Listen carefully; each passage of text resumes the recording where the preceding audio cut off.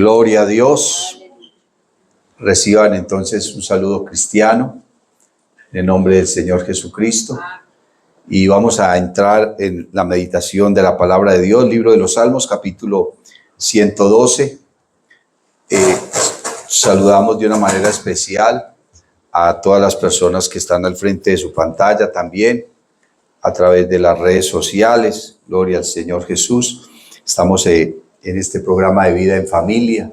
Amén. Donde queremos y anhelamos y nuestro deseo es que podamos crecer en el conocimiento de la palabra y tener familias fortalecidas. Amén. En Dios. Gloria al Señor Jesús. Libro de los Salmos, capítulo 112, dice: Bienaventurado el hombre que teme a Jehová y en sus mandamientos se deleita en gran manera. Su descendencia será poderosa en la tierra. La generación de los rectos será bendita. Bienes y riquezas hay en su casa, y su justicia permanece para siempre. Convivencia. Oremos. Señor Jesús, te adoramos, Cristo bendito. Exaltamos y glorificamos tu nombre. Tú eres digno de suprema alabanza. Ayúdanos, guíanos, dirígenos, conforme a tu propósito, conforme a tu voluntad, Señor Jesús. En esta hora, este pueblo está en tu presencia, deseoso, Señor, de comer tu palabra, de cumplir tu propósito y de hacer tu voluntad. Alabanzas al nombre de Jesús. Por favor, siéntense, mis amados hermanos, pónganse cómodos. Gloria al Señor Jesús. Qué bienaventurada aquella persona cuya familia, toda su familia, ha llegado al conocimiento de la palabra. Tiene a toda su familia en la iglesia, convertidos al Evangelio. Gloria al Señor. Y si todos son servidores, pues imagínense qué bendición tan especial. Yo conozco familias enteras y todos sirven al Señor y gozosos, amén, en la presencia de nuestro Dios. Y cuando uno es cristiano solo en su familia, tiene su cónyuge inconverso, sus hijos, pues es un desafío muy grande. No es sencillo vivir con una persona que no comparte nuestra fe, ¿cierto? Que no comparte nuestra creencia en el Evangelio y en el Señor Jesucristo. Se requiere de un nivel más alto de fidelidad, de espiritualidad, pero también de sabiduría. Amén, gloria al Señor. La Biblia dice que la mujer cristiana ha de ganar a su esposo no creyente con su testimonio. Bendito el nombre del Señor Jesús. Ha de ganarlo con su testimonio. Y la Biblia dice que si alguno es falto de sabiduría, pues pídasela a Dios. Y que Él la puede dar abundantemente. Y el Señor se la da sin reproche. El Señor no se va a parar y va a decirle: otra vez usted pidiendo sabiduría, no, qué pereza. No, el Señor no va a hacer eso. El Señor le imparte sabiduría. Gloria al nombre del Señor. Y no solamente sabiduría para vivir en armonía con su familia, sino en sabiduría cualquiera sea el ámbito en el que usted se desenvuelve, en el que usted desarrolla su vida, su rutina diaria. Para todo necesitamos sabiduría, pero no sabiduría de hombres. Dice la Biblia, no sabiduría mundana ni diabólica, porque la Biblia dice que las tinieblas son astutas, ¿cierto? Sino la sabiduría que realmente viene de Dios, viene de Dios.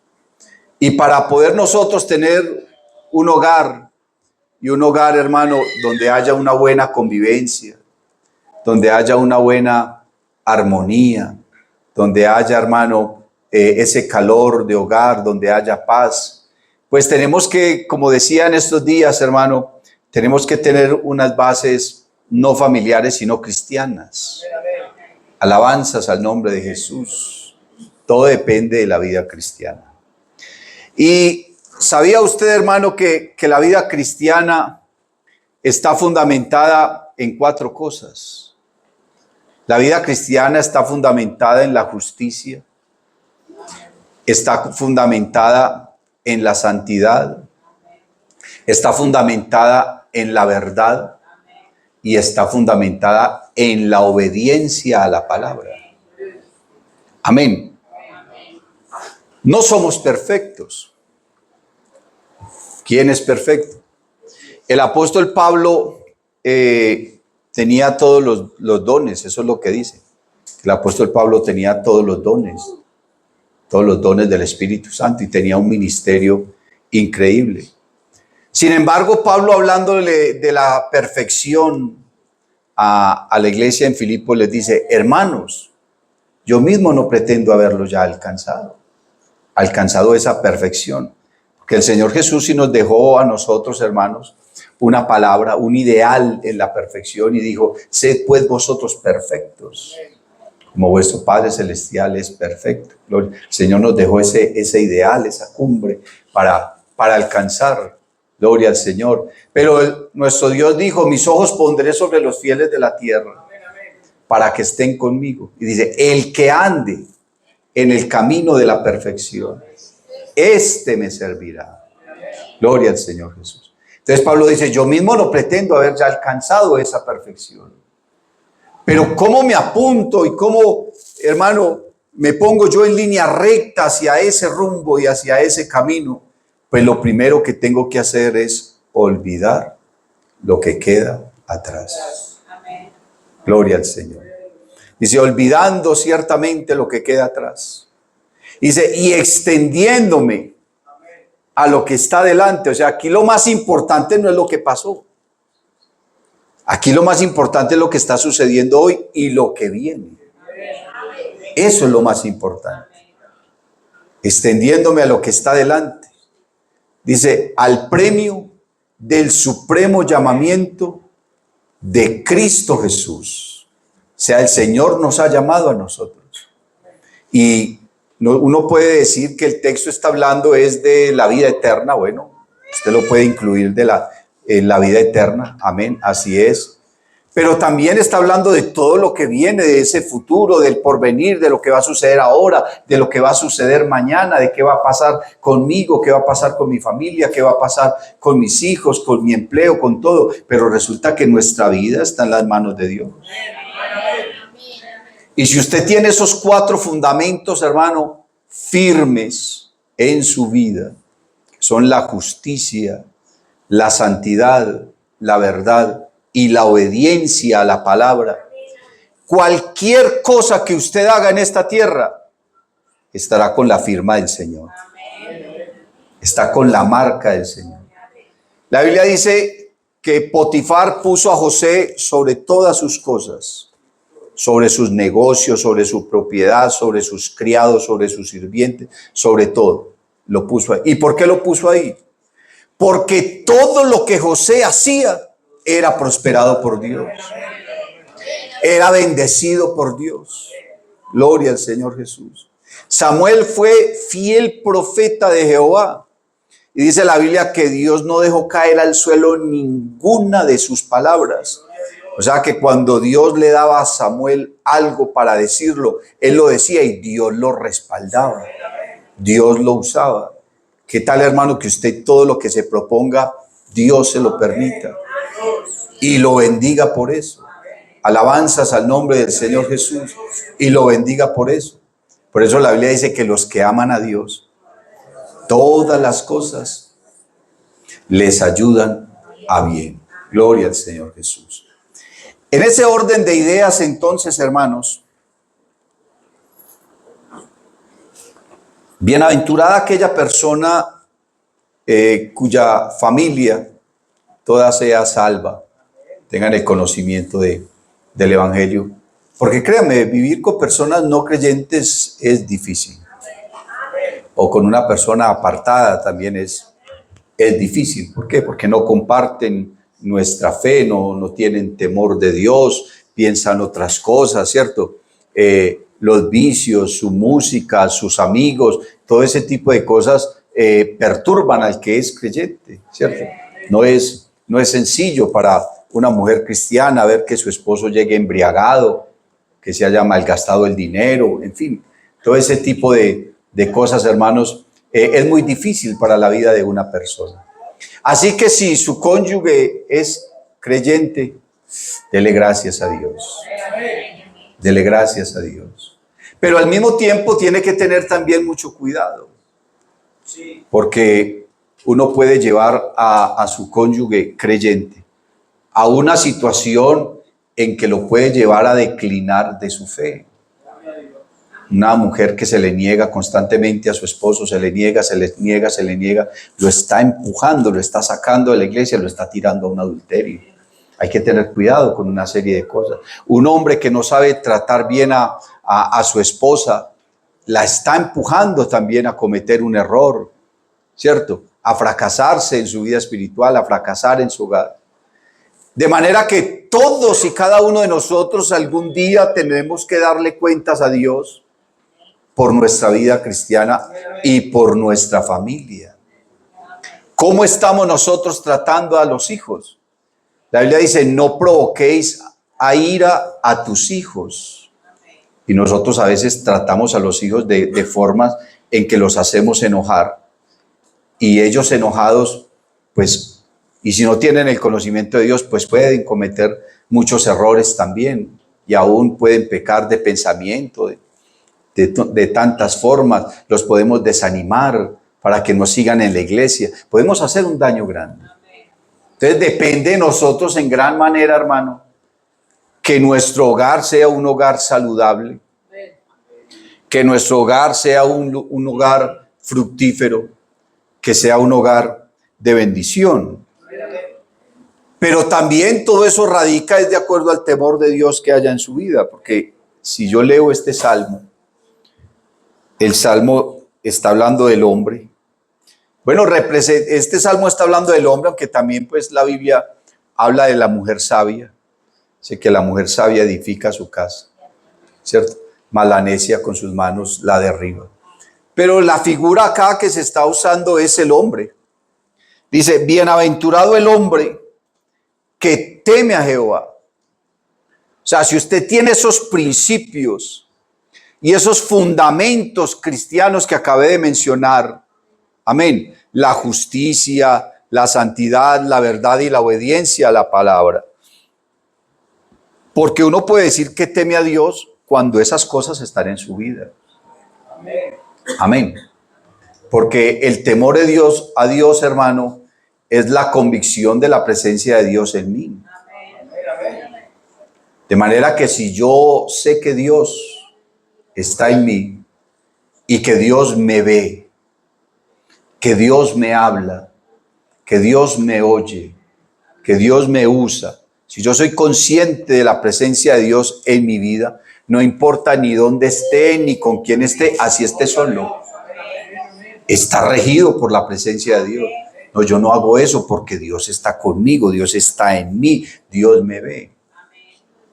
¿Cierto? Los antiguos decían, el ángel de Jehová acampa alrededor de los que le temen y los defiende. Eso era ellos. A mí no me interesa que el ángel de Jehová acampe a mi alrededor. Yo no necesito a Dios a mi alrededor. Yo lo necesito es dentro de mí. Porque cuando el Espíritu Santo descendió el día de Pentecostés, no vino a rodearlos. Él vino y los llenó. Los antiguos se conformaban con que Dios estuviera a su lado. No, a mí no me sirve así. Yo necesito es que Él esté dentro de mí. Porque si Él está dentro de mí, entonces me va a dar poder, me va a dar fortaleza, me va a dar convicción de que de su presencia y va a moldear mi comportamiento. Me va a ayudar a pensar de una manera más clara. Me va a guiar para tomar buenas decisiones. Me va a dar sabiduría para gobernar a los míos, para administrar la iglesia, para todo lo que yo necesito, para controlar mis emociones, para controlar mis pasiones, para sujetar mi carne. para clavarme en la cruz y no bajarme de allá. Bendito el nombre del Señor Jesús. Bienaventurado el hombre que teme a Jehová. Y dice, y en sus mandamientos se deleita. ¿Cómo hago yo para deleitarme en algo? Yo no me puedo deleitar en lo que no conozco. Yo me deleito en lo que conozco. Y me deleito porque lo conozco y sé cómo funciona. Y sé cómo es. Y sé cómo sabe. ¿Cierto?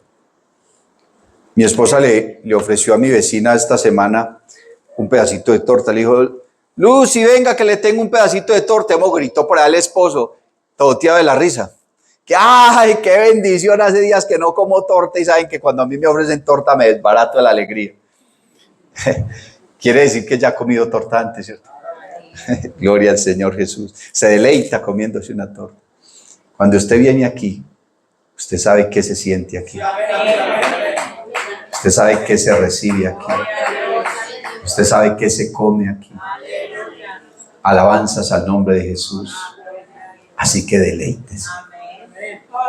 Deleítese.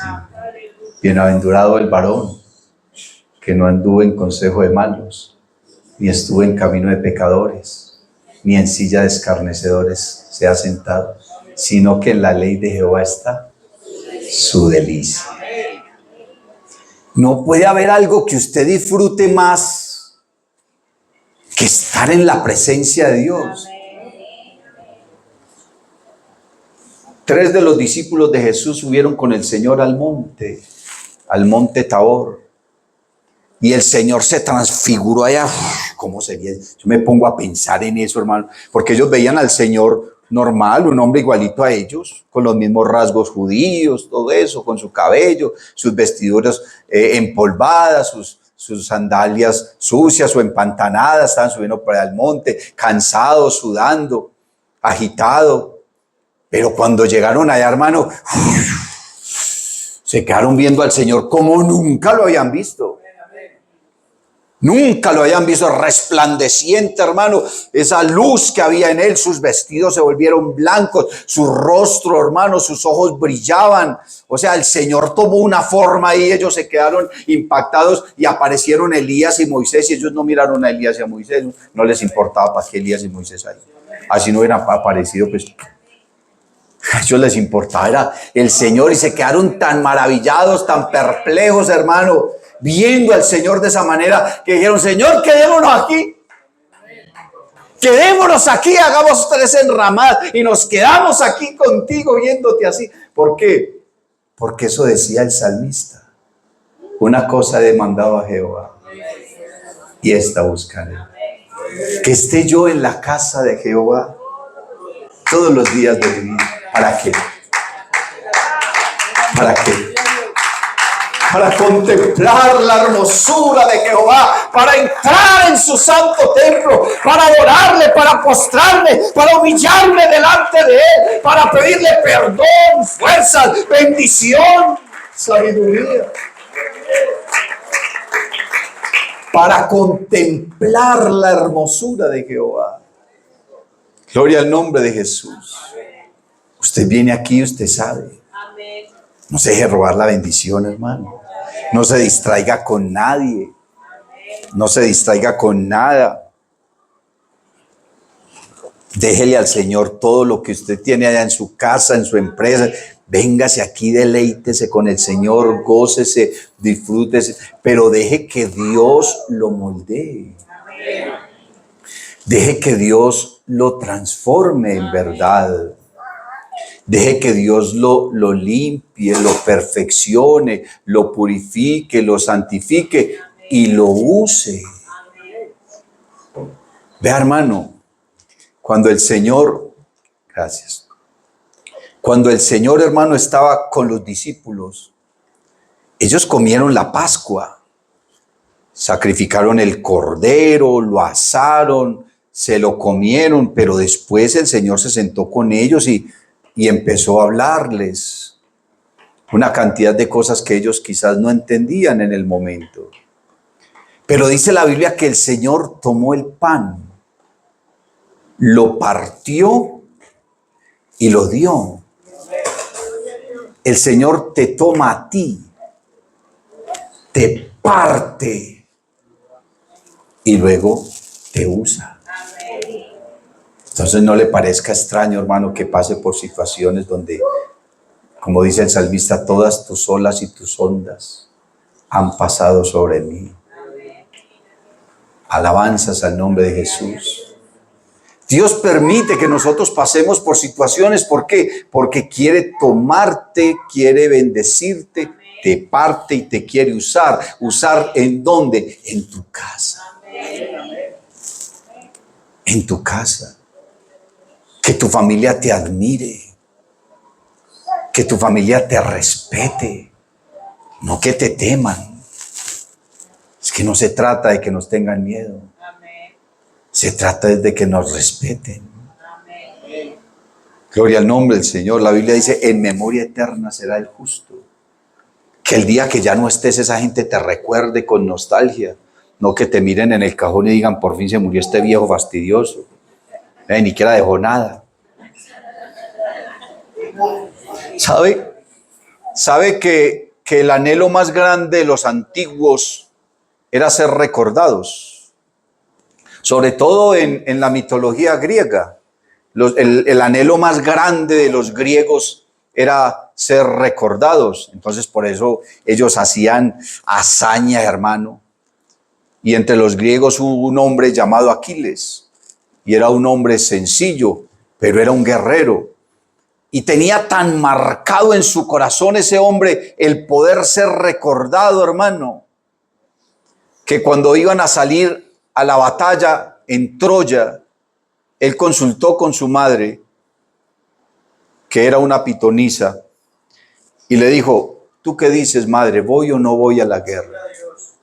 Y él dijo, si te quedas, tendrás hijos, y esos hijos tendrán hijos, y ellos te amarán, pero cuando mueras, tu nombre será olvidado. Si vas a la guerra, nunca más vendrás, nunca más regresarás, no podré volver a verte, pero tu nombre será inmortalizado. Y él dijo, me sirve más eso. O sea, esa gente tenía un pensamiento de que sus nombres fueran inmortalizados. Y si preguntamos en tu casa, ¿qué concepto tienen de ti? ¿Qué concepto tiene tu familia de ti? Si les has dado buen testimonio o no les has dado buen testimonio. Gloria al Señor Jesús. Y sabe lo difícil que es para mí hablar de estas cosas frente a mis hijas, frente a mi esposa, que pueden pararse aquí tranquilamente y decir mentiroso.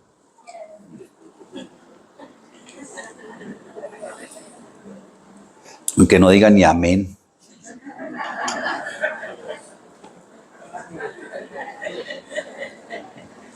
Bendito mi Cristo.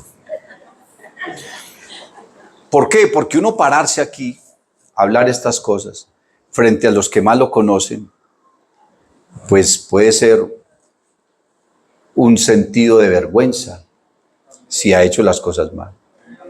Pero si ha hecho las cosas bien, puede uno levantar la frente en alto y hablarlo frente a ellas, así no digan amén. Gloria al Señor Jesús. Dice entonces el texto, bienaventurado el hombre que teme a Jehová y en sus mandamientos se deleita. Deleítese. Si usted aprende a deleitarse en las cosas de Dios, las cosas del mundo se desplazan. ¿Por qué somos atraídos y seducidos por las cosas del mundo? Porque no nos estamos deleitando en lo que nos debemos deleitar. Si usted aprende a deleitarse en Cristo, en su palabra, en la oración, en su presencia, en el conocimiento de la verdad, en la comunión con los hermanos, si usted aprende a deleitarse en esto que es lo nuestro, el mundo ya no tiene ningún sentido. Pablo alcanzó un deleite tan grande y tan alto de la vida cristiana que él se puso a mirar todo lo que el mundo le ofrecía, su familia, su herencia, su riqueza, lo que él era, su trabajo, todo lo que él tenía, porque él no era un aparecido. Él era un hombre, hermano, estudiado, de familia adinerada, de una posición política, tenía un puesto en el Sanedrín. El Sanedrín era los gobernantes de la nación. tenía autorización, hermano, para matar. Él seguía a los cristianos y los mataba, y los que no mataba los llevaba para la prisión, los torturaban, en fin. Y era un hombre poderoso. Pero cuando ya él conoció al Señor, se quedó mirando todo eso.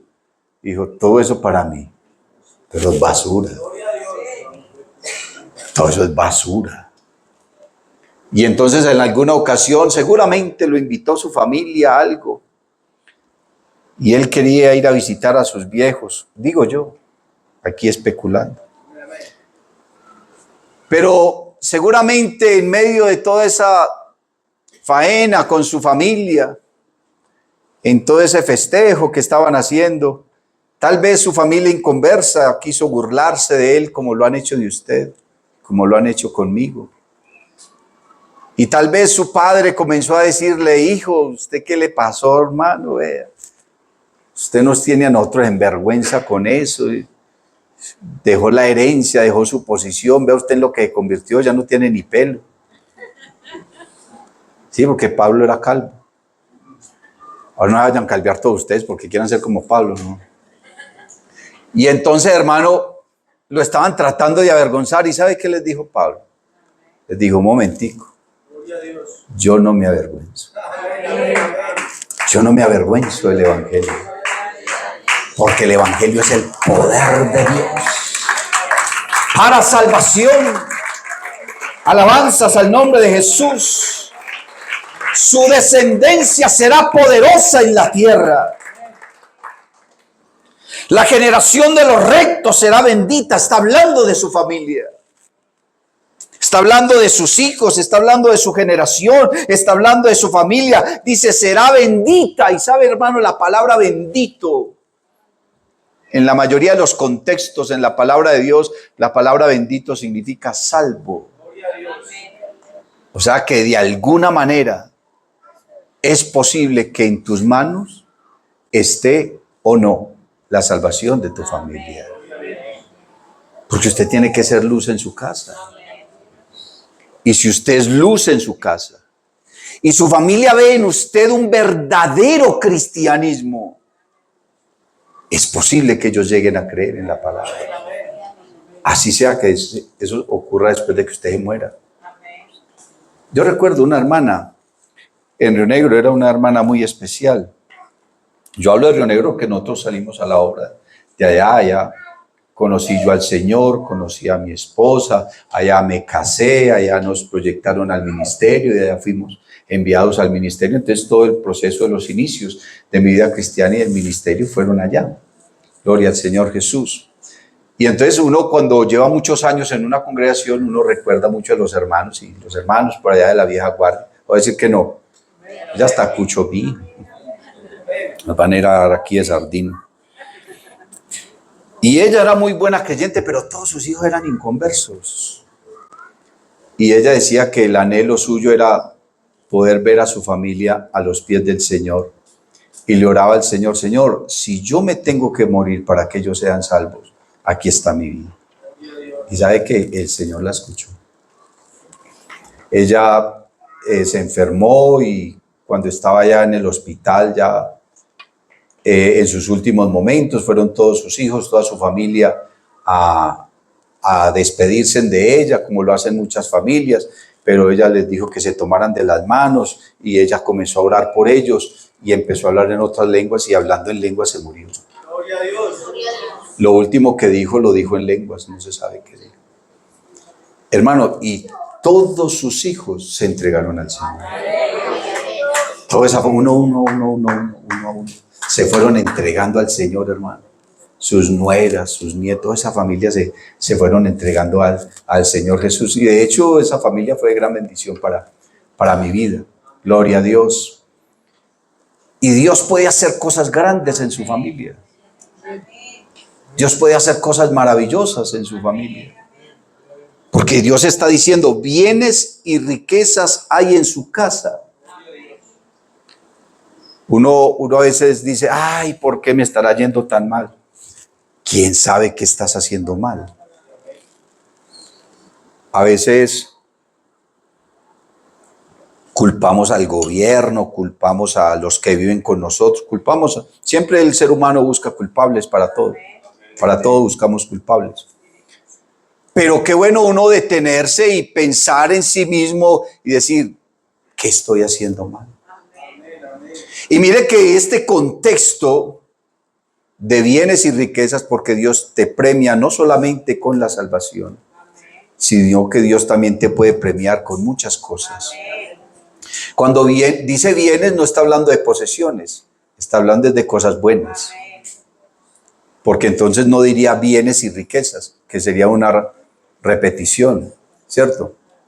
Una redundancia. Pero está separando las dos expresiones y las está separando con una letra, que es una Y. La I. Y la I es una conjunción. La I y la O son conjunciones que unen dos expresiones o hacen una comparación, ¿cierto? O proponen una condición. Sí y solo sí. Entonces, usted ha leído algo por ahí de matemáticas, sabe, y habla de la tabla de verdad, ¿cierto? Y dentro de eso, matemáticamente hablando y también gramaticalmente hablando, la conjunción une dos expresiones. Está la conjunción y, está la conjunción o, y también la condicional. Sí y solo sí. Pero aquí está uniendo dos palabras que tienen cada una un contexto diferente. Y dice bienes y riquezas, o sea, cosas buenas y aparte de cosas buenas, pues también riquezas, aunque las riquezas también son cosas buenas, siempre y cuando las sepas administrar, porque si no las sabes administrar, antes serán tu perdición. Se pueden convertir en tu perdición. Entonces dice, bienes y riquezas hay en su casa, pero mire lo que dice, y su justicia. Y su justicia, no está hablando de la justicia de Dios, sino de su propia justicia. Y se supone que somos cristianos, entonces nosotros debemos aprender la justicia desde parte de Dios. Y su justicia. Usted sabe, hermano, que la Biblia dice que toda injusticia es pecado. ¿Y qué tan justos o qué tan injustos nosotros podemos ser en nuestro hogar? Y de esa manera alterar la buena convivencia, alterar la armonía en nuestro hogar. Y entonces estaba pensando, hermano, que el Señor al apóstol Pablo le habla para que él le hable a la iglesia, estableciendo unas bases para que haya una buena familia y una buena convivencia. Bueno, Pablo le dice a los efesios, maridos, amad a vuestras mujeres. Y le dice a las mujeres, respete a su marido. Quiere decir que hay unos fundamentos que establecen un hogar, unos fundamentos, y valga la redundancia, que fundamentan o sobre el cual está estructurado el hogar. Entonces, el primero de ellos es la justicia. Si yo soy justo, hermano, ¿cómo estoy obrando? En todos los sentidos, ¿cierto? Porque si yo soy justo, yo entonces valoro a la otra persona, valoro lo que hace, valoro lo que es, valoro lo que piensa, valoro sus esfuerzos, valoro sus sacrificios, valoro a esa persona en todos sus sentidos. Y entonces si yo valoro a esa persona, la pongo en el lugar que se merece.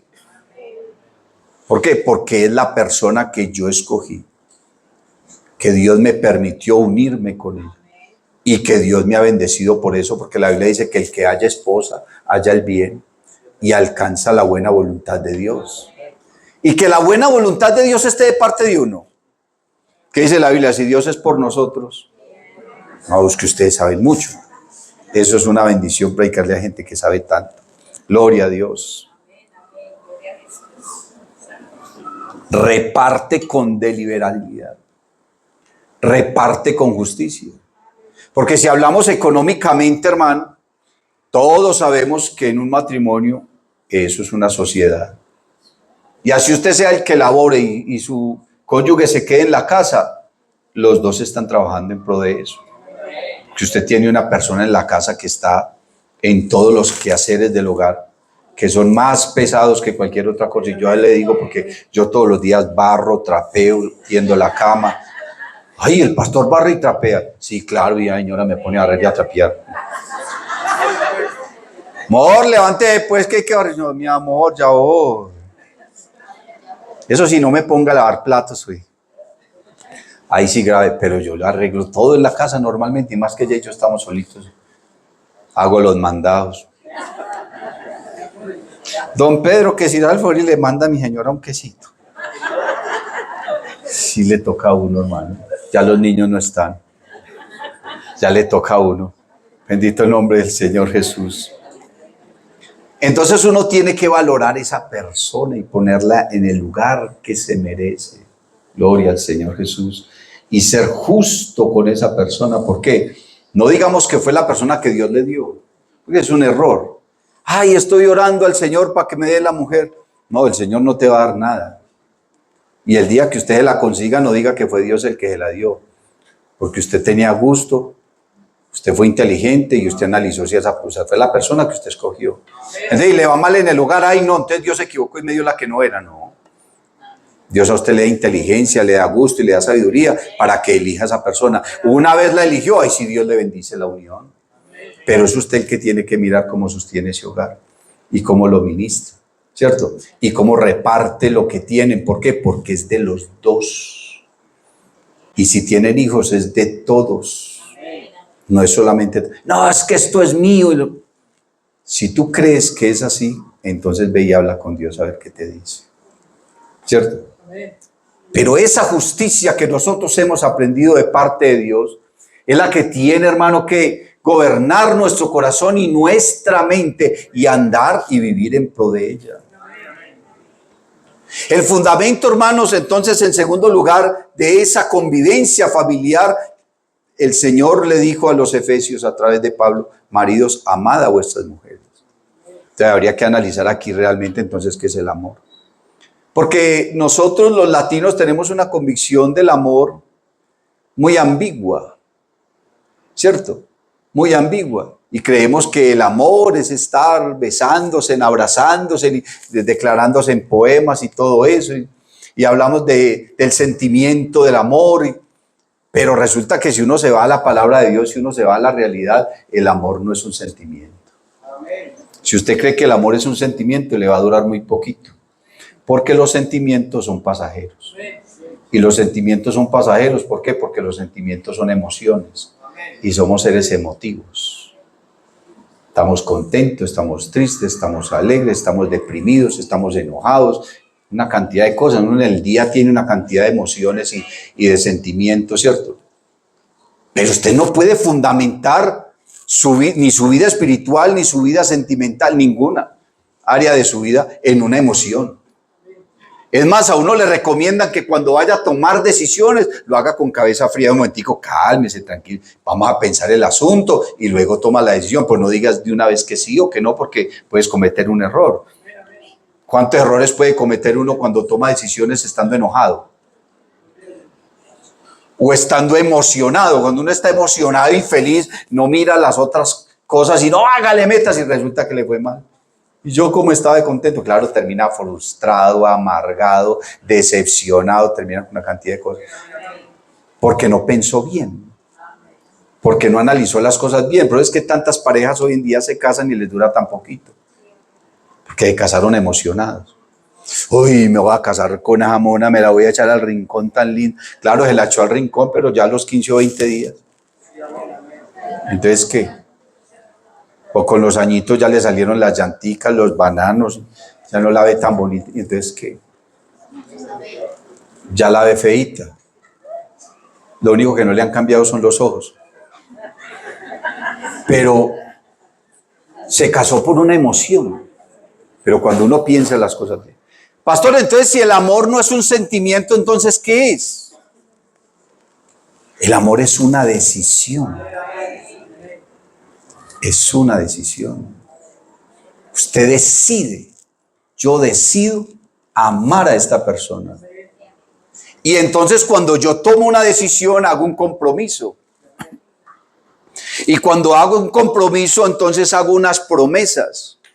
Y las promesas las estoy haciendo delante de esa persona, delante de un notario, un juez, un pastor, delante de unos testigos, pero sobre todo delante de Dios.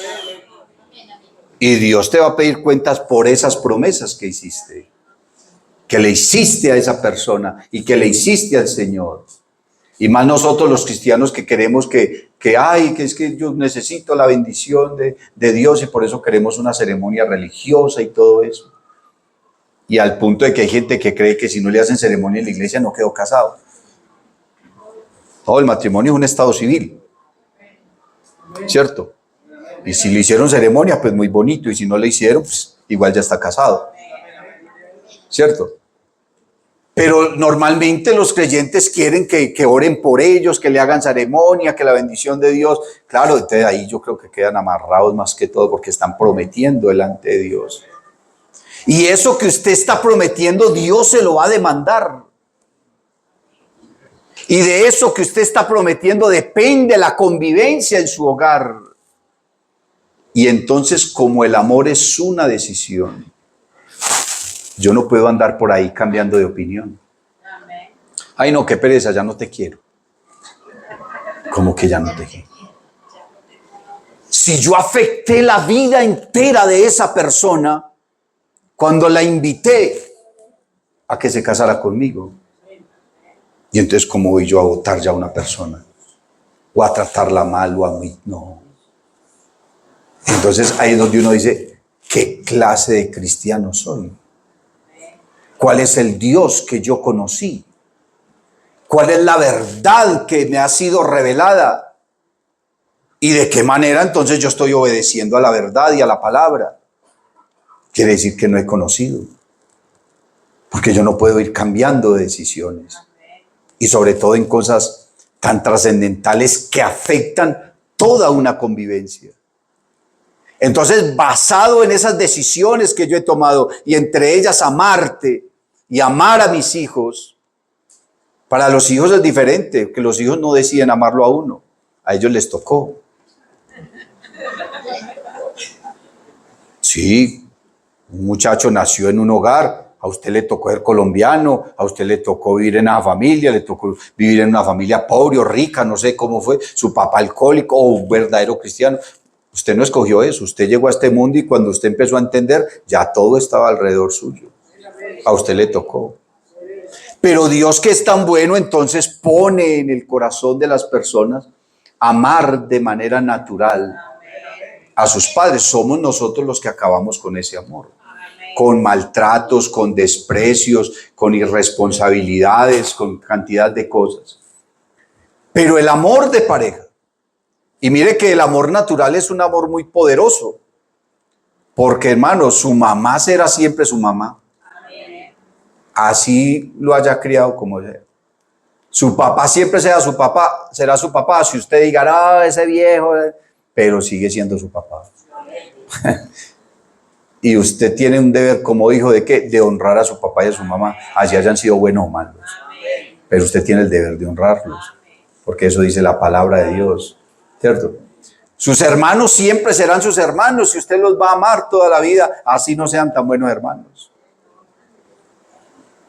Pero con su cónyuge no. Es un amor supremamente frágil, sensible, y estamos en una época en que se fisura y se rompe tan fácil. Es más fina una porcelana y déjela caer y verá. Si usted esa relación matrimonial, hermano, no la trabaja, no la cuida, no la cultiva, no la protege, no la conserva, no la valora, entonces se te va a dañar. Y si se te daña, hermano, entonces, ¿qué vas a decirle al Señor cuando te pida cuentas por ese hogar? Y cuando un hogar se daña, hermano, de ahí para adelante vienen una cantidad de situaciones. Bendito el nombre del Señor Jesús. Y entonces le dijo Pablo a los efesios, mujeres, respeten a su marido. ¿Por qué? Porque no puede haber amor, no puede haber justicia si no hay respeto. El día que se acaba el respeto en una familia, el día que los hijos le griten a sus padres y los traten de cualquier manera, el día que usted a sus hijos les diga que no sirven para nada, que le están estorbando, el día, hermano, que usted le falte al respeto a su cónyuge, entonces, ¿qué va a pasar? Van en declive, se van a ir a un abismo, y por eso es que la sociedad está así. Y por eso es que las mujeres se cansaron de los hombres y ya prefieren estar con otras mujeres. Y los hombres se cansaron de las mujeres y prefieren estar con otros hombres porque quieren mirar y experimentar a ver si de otra forma les funciona mejor. Y la gente está cambiando el uso natural. Y es cosa extraña. Porque el diablo lo único que le interesa es contrariar a Dios y contrariar la verdad. Dios instituyó el matrimonio como fundamento de la familia. Pero muchas parejas prefieren vivir en unión libre que casarse. ¿Por qué? Porque al diablo no le interesa que la gente haga lo que Dios mandó. Pero las parejas homosexuales están luchando y peleando por casarse. Y están en un afán de casarse. Mientras que las parejas normales prefieren vivir en unión libre. ¿Por qué? Porque quieren contrariar a la palabra de Dios. Porque lo que el diablo le interesa es contrariar la voluntad y el propósito de Dios, llevarle la contraria y destruir al ser humano. Y hacerle creer que eso es una felicidad. Pero van en contravía de lo que la palabra de Dios está estableciendo. Y si nosotros que tenemos el fundamento de la verdad, si nosotros que tenemos el fundamento de la palabra, del Espíritu de Dios, porque la Biblia dice que nosotros tenemos el Espíritu de Dios, la mente de Cristo, el sentir de Cristo, ¿cómo vamos a vivir impíamente? ¿Cómo vamos a vivir, hermano, en adulterios, en fornicaciones, en pleitos, en celos, en herejías, en contiendas, en orgías, en una cantidad de cosas que dice la Biblia? Haced morir pues lo terrenal en vosotros. Todo eso es terrenal. ¿Y cómo nos van a controlar a nosotros las cosas terrenales? Si nosotros se supone que somos espirituales. El espiritual todo lo juzga y no es juzgado por nadie. Pero cuando dice que todo lo juzga, no es que se la pasa señalando al hermano y al hermano y al hermano. No, eso es un error en el contexto. Y es un error de interpretación. Cuando dice que el espiritual todo lo juzga, es que antes de hacer cualquier cosa, primero la pasa por el filtro de la palabra. La Biblia dice que debemos llevar todo pensamiento cautivo a Cristo. Y alguien me dice, ay, pastor, ¿y eso cómo se hace? Entonces la gente cree que eso es arte de magia, que es que hay un... No, es simplemente sentarte y pensar qué dice la Biblia con respecto de eso. ¿Qué dice Dios?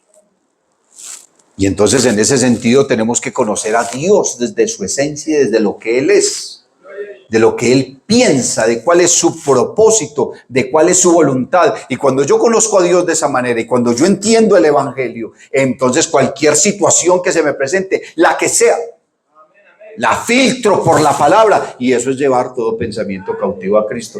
Bueno, ¿esto agrada o no agrada a Dios? ¿Esto exalta o no exalta a Dios? ¿Esto es para bendición o no es para bendición? Y luego el fruto de lo que uno hace se da cuenta si fue de Dios o no. ¿Por qué? Porque la bendición de Dios es la que enriquece y no añade tristeza. Entonces, si usted está haciendo algo y ve que eso va mal, eso no es bendición. La bendición de Dios no entristece.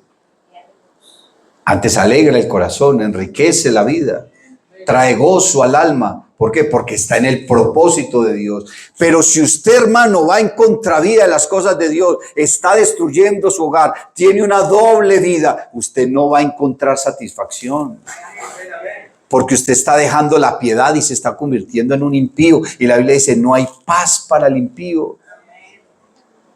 La persona que conoce a Cristo, la persona que conoce el Evangelio, la persona que conoce la verdad, el pecado ya no lo disfruta. Y eso que la Biblia dice que el pecado es un deleite. La Biblia dice que Moisés prefirió ser vituperado con el pueblo de Dios antes que disfrutar de los deleites temporales del pecado. Es que si el pecado no fuera un deleite, la gente no lo hacía. La gente lo hace es porque le parece muy deleitoso. Estar todos los días con una mujer diferente, estar de rumba en no sé en dónde, gastar el dinero en yo no sé cuántas. Eso para la gente se convierte en un deleite, en un placer. Y entre más pecan, más lo disfrutan y más están atados a Él. Pero cuando uno conoce a Cristo, cuando uno conoce la verdad, cuando usted ha recibido la presencia de Dios y entiende la palabra, usted puede revolcarse en el mundo y no le trae satisfacción. No hay paz para el impío, hermano. Se frustra, se amarga, mantiene airado, mantiene enojado, no tiene paz, no disfruta nada. Ahora está peor que un inconverso. ¿Por qué? Porque está atado y no disfruta. El inconverso por lo menos está disfrutando. Porque es ignorante. Porque no entiende, porque no conoce. Porque está con los ojos velados. La Biblia dice que por los cuales el Dios de este siglo cegó el entendimiento de los incrédulos para que no les resplandezca la gloria de la luz del Evangelio. Ellos están enceguecidos. Y por eso es que la palabra dice que Dios ha pasado por alto los tiempos de nuestra ignorancia. Una cosa es usted pecar en la ignorancia y otra cosa es teniendo el conocimiento. Es como una mafia, hermano. Usted entra, pero no se puede salir. Porque si se sale, no es lo mismo. No es lo mismo el mundo, hermano, después de haber conocido a Cristo. No podrá disfrutar el hombre. Y fuera de eso, aparte de que ya no disfruta, se va a perder. Y se llevó por delante su hogar. Y se llevó por delante a su familia.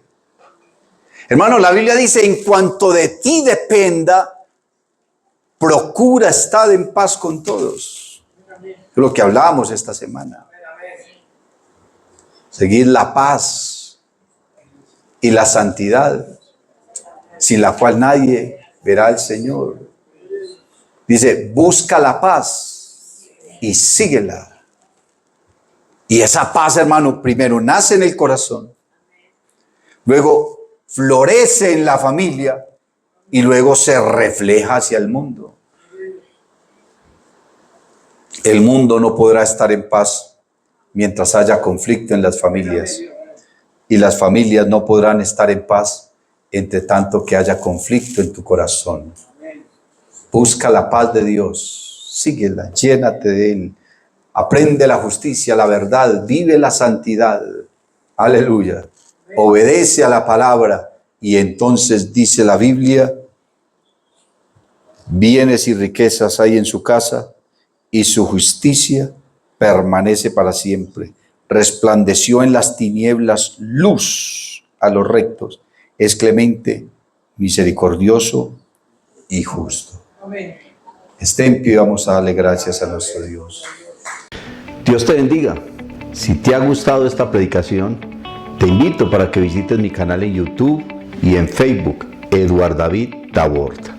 Suscríbete y activa las notificaciones. Estoy seguro de que esta palabra será poderosa para tu vida.